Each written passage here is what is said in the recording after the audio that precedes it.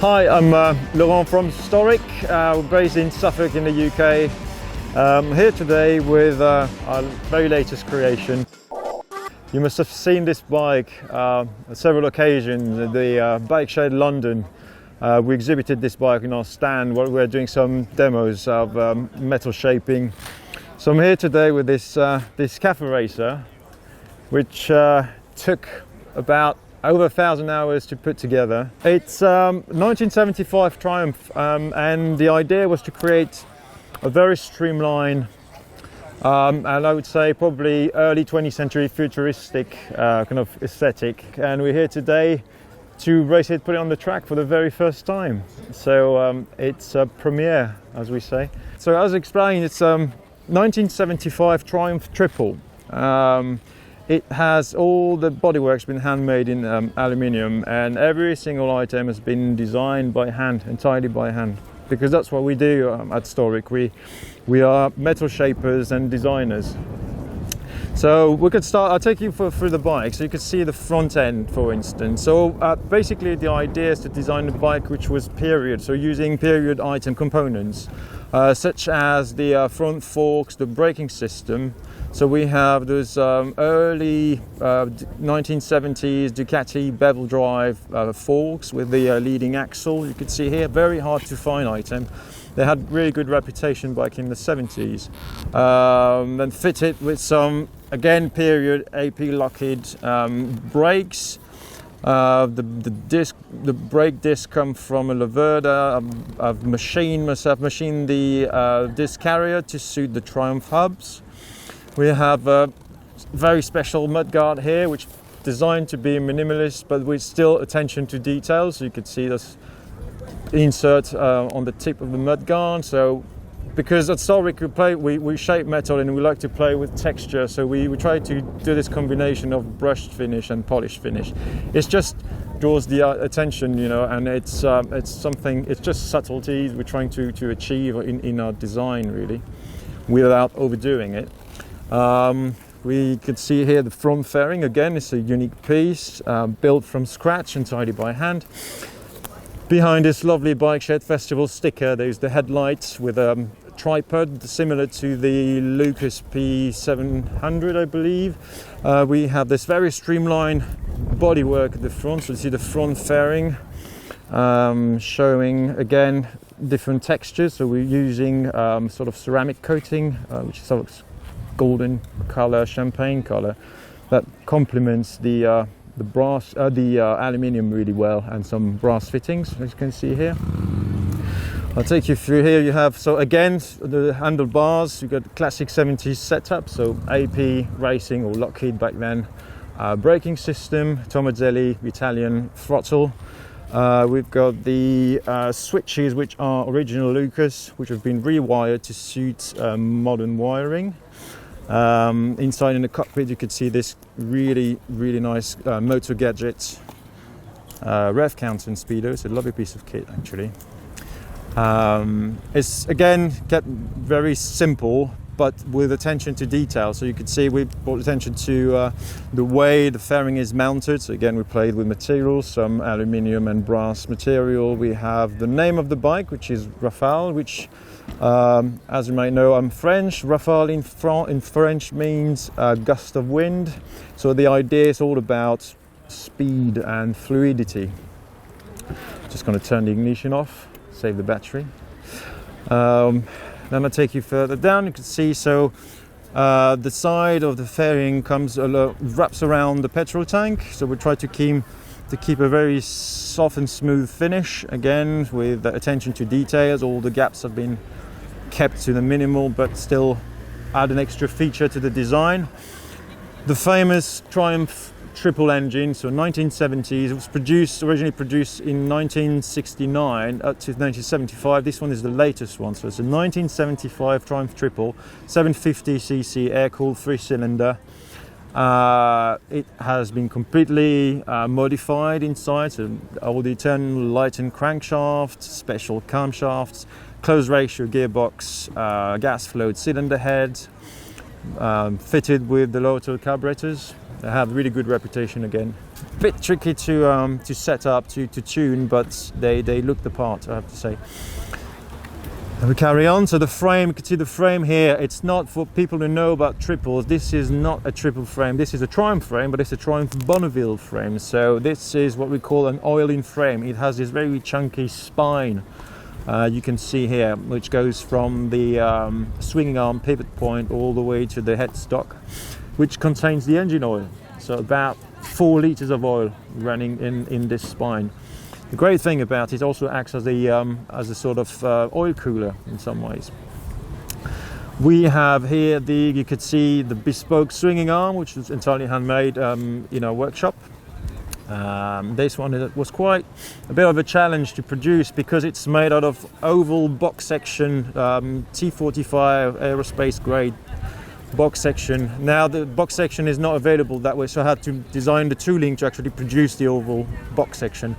And it has an eccentric chain adjuster at the back, so you could see here with the eccentric system device and the clamping device at the back. The shock absorbers, again, the lugs have 3 positions, so everything is adjustable. It's designed like a race bike, so you call it classic race bike, so everything is adjustable. You can change the angle of the bike, you can change the position of the suspensions as well, depending on the feel you're trying to achieve.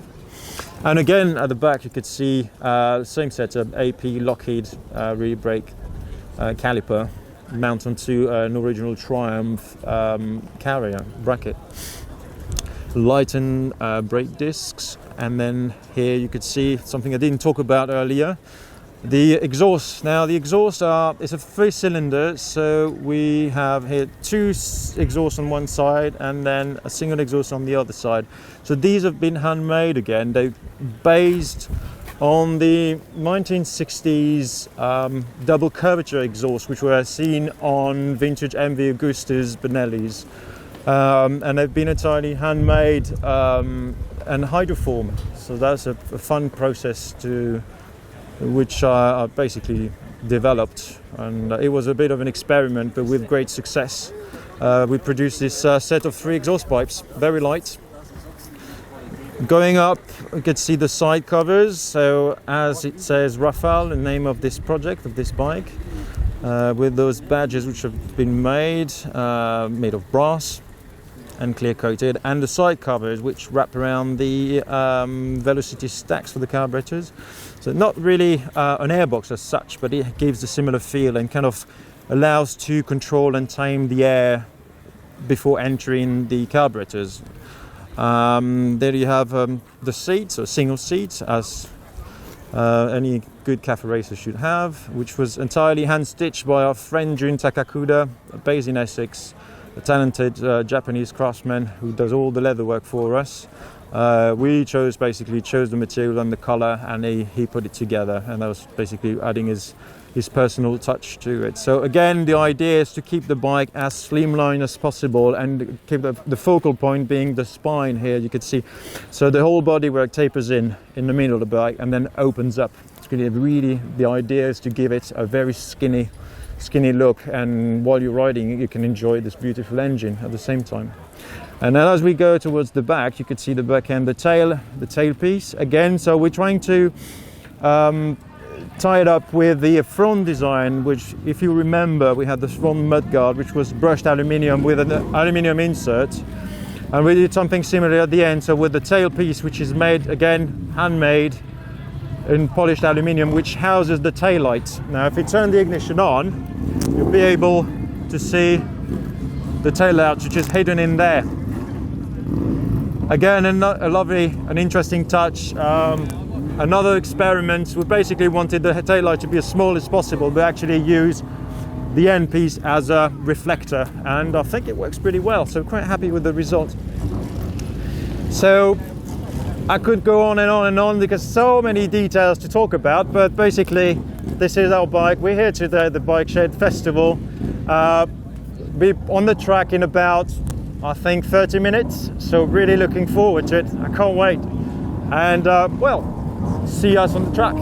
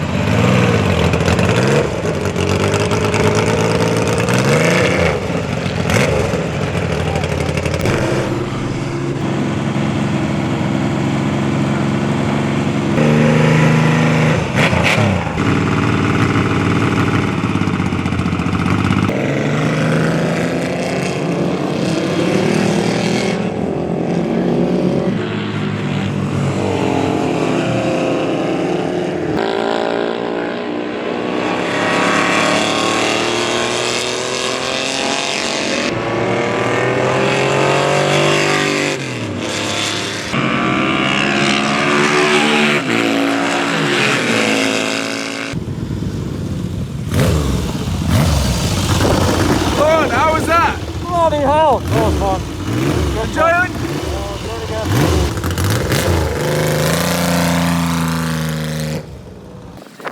It was absolutely awesome. How was the bike? The bike was great. Yeah?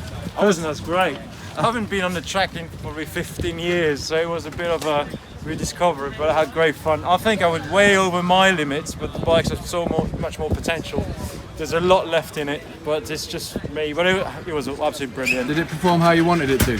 Actually better than I thought it would. Yeah. I just got a bit scared on the left. There's only one left-hand turn, and it's at the bottom of the hill, and it's quite whacked.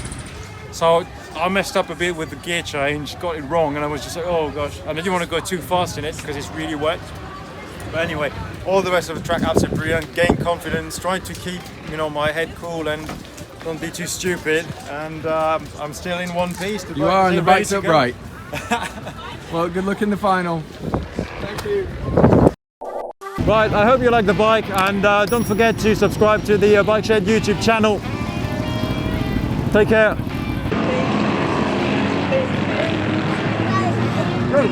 Go.